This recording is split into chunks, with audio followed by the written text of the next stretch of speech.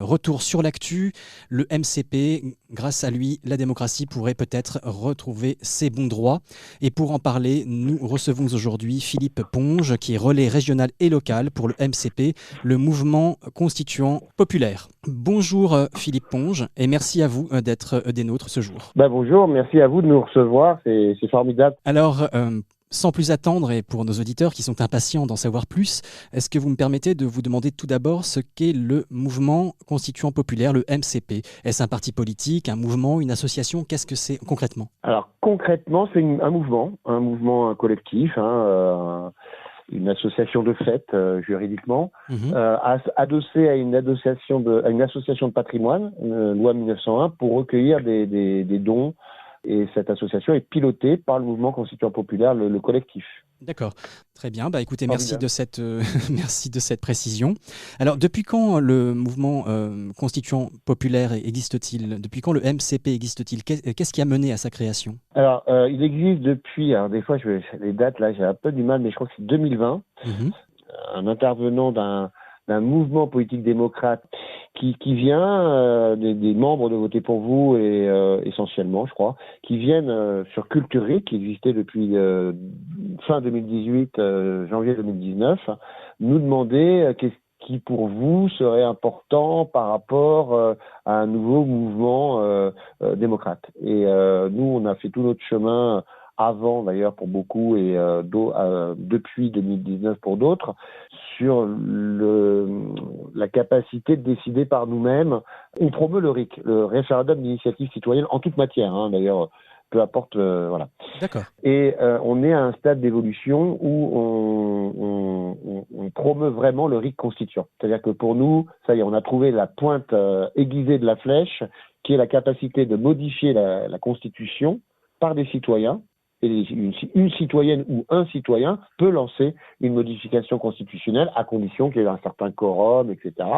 Et du coup, on leur répond ça, et nous, c'est que ça, quoi. C'est clair, c'est le minimum vital, quoi. D'accord, donc déjà que les citoyens puissent agir d'eux-mêmes sur la Constitution en fonction de certaines modalités à définir. Exactement. Et pourquoi la Constitution? Parce que c'est le texte qui est à la hiérarchie des normes, le sommet de la hiérarchie des normes, et certains ne le comprennent pas parfois dans d'autres mouvements, c'est la Constitution. Aujourd'hui, le traité constitutionnel, le traité de Lisbonne de 2008,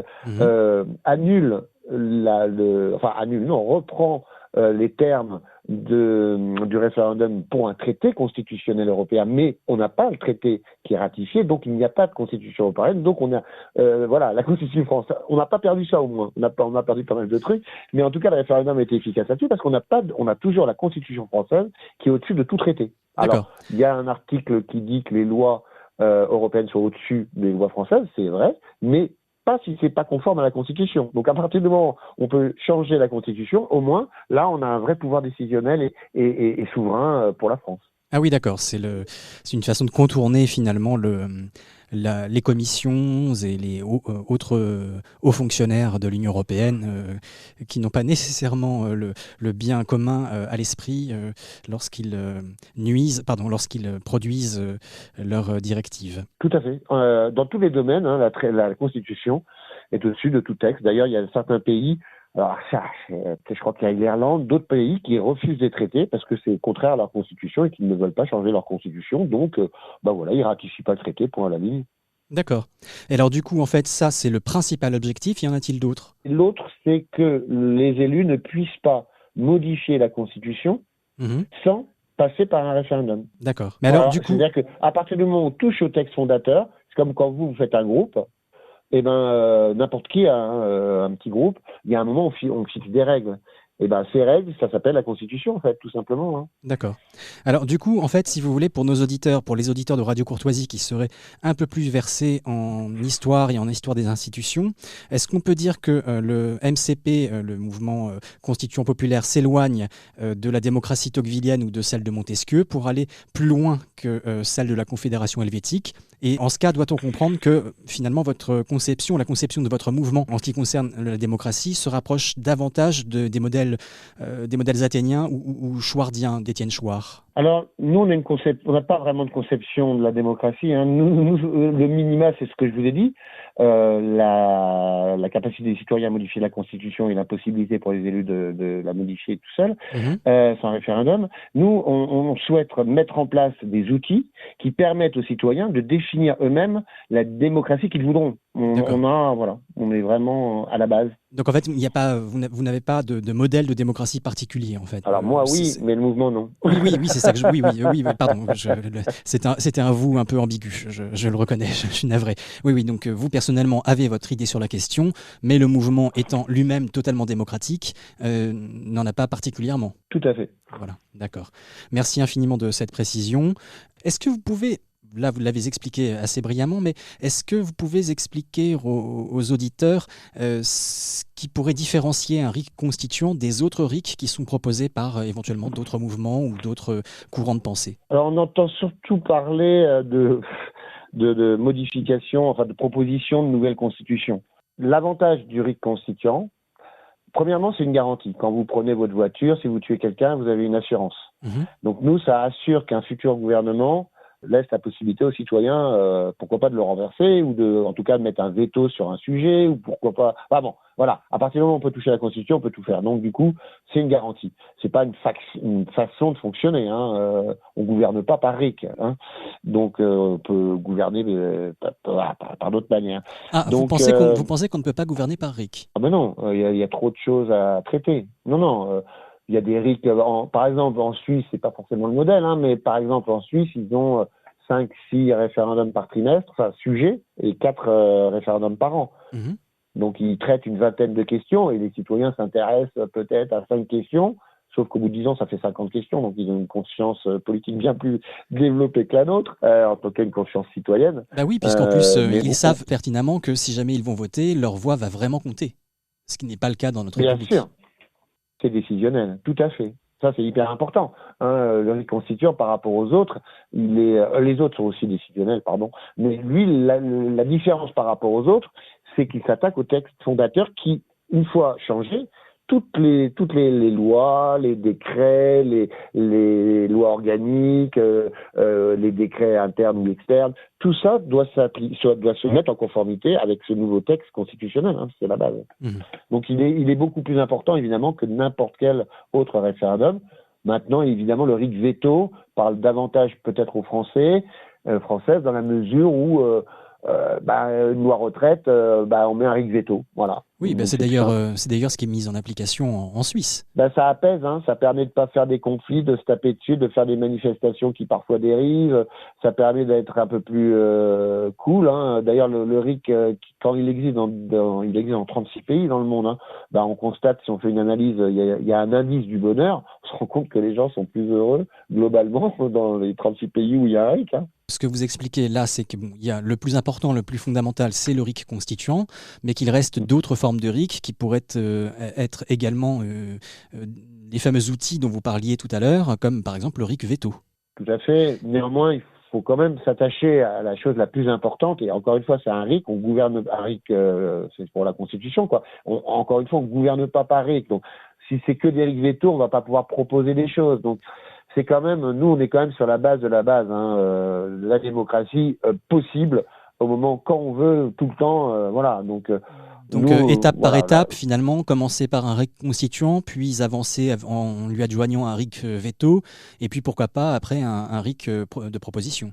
Alors les Suisses ont que un RIC veto et un RIC constituant. Maintenant, nous, ça ne nous dérangerait pas que le RIC, je dirais plutôt moi, ça ne me dérangerait pas que le RIC veto passe en premier, mais ça montrerait aux gens que le peuple a un pouvoir. Maintenant, nous, au niveau du mouvement, oui, RIC constituant, base, c'est la base. Et après, les gens font ce qu'ils veulent. S'ils veulent mettre un RIC veto, un RIC législatif de proposition, un RIC pour destituer quelqu'un, nous, il n'y a pas de problème. Les gens font ce qu'ils veulent. Mais alors du coup, en fait, comme le MCP n'est pas un parti politique, nous sommes d'accord tous deux qu'il n'a pas vocation à présenter des listes ou des candidats aux élections. Alors comment est-ce que le MCP peut avancer dans ses objectifs? Comment est-ce qu'il peut peser dans le monde politique? Alors, nous, on pratique énormément l'éducation populaire. C'est-à-dire dans nos réunions, par exemple, on apprend aux gens à faciliter les réunions, à gérer des groupes.